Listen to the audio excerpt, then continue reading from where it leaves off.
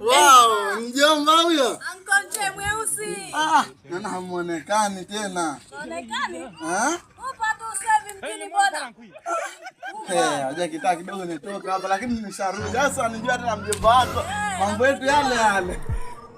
Asalamu alaykum. Analia baba hapana. Asalamu alaykum kwanza. Habari za asubuhi. Mzuri kwema? Niko. Nimetoka tu kidogo kutokana na harakati. Ndio hivyo. Harakati tulizokuwa nazo lakini sasa ndio tusharudi tena hapa nyumbani. Tuko muda wote. Huyu hapa humjui. Huyo. Wewe simjui eh. Huyo ndo mchumba sasa, ndo mchumba Saida, ndio huyo kaka yangu anajishughulisha na hivyo vikazi. Wewe ni mchumba wa Saida. Basi. Bango karibu. Sasa karibu. Karibu. Lakini nataka nikae hivi. Basi mambo yatapita haswa. Sasa subiri nikwambie. Sasa huyo baba katukimbia hapa kwenye hii nyumba kaniachia watoto. Yaani tangu kipindi kile nilichoondoka. Yeye alikuwa hajarudi tena pale. Hajarudi mpaka leo na sasa sijui mtoto tukamwondosha mahakamani.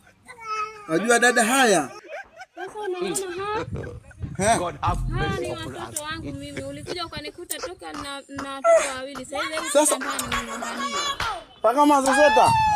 Wewe na wewe kama sete kama sete. Mwacha awete, kwani mtoto kuume ni nao au unafanya mapuru kama haya vipi? Cheki huyu mtoto anavyomvalisha manguo haya. Nguo huyu baba alikimbia. Hapo ni mwendaji. Na sasa hizo hali wewe. Hizo ni kokoto na Kokotema. Kaandika hapa. Na haya yamo tu mwana ni majitu mazima haya ndani. Wafanye kazi huyo kwa unamwona huyo binti leo kwa nje. Huyo ndo anobeba zege, anaifanya yote. Yaani haya yamo tu ili mimi lazima mareni ondoke nawe. Ili Messi liache ili marai. Ili dada mimi maresi liache. Subiri kwanza nikwambie wale watu. Wewe nao wale. Hebu cheki wao. Wote hao wanazozeta vipi? Hapana uwezo utakopeleka. Kisha wewe unafanya unasumba sana mwenzio. Hebu subiri. Hawa dada mimi nitoka nayo. Kuangalie basi. Unamwona yule Shadia? Hebu na kaa uzuri wewe, kaa uzuri. Huyo Shadia anaumwa na homa na huyo Asma hapo anaumwa na homa na huyo hapo Hidaya anaumwa na homa. Hata mimi sijui ninachanganyikiwa hapo. Yaani dada mimi nikwambie pole tu. Sasa sina msaada wote sipokuwa. Itabidi nichukue hapa watoto wawili ili nikalee huko nyumbani kidogo. Niambie.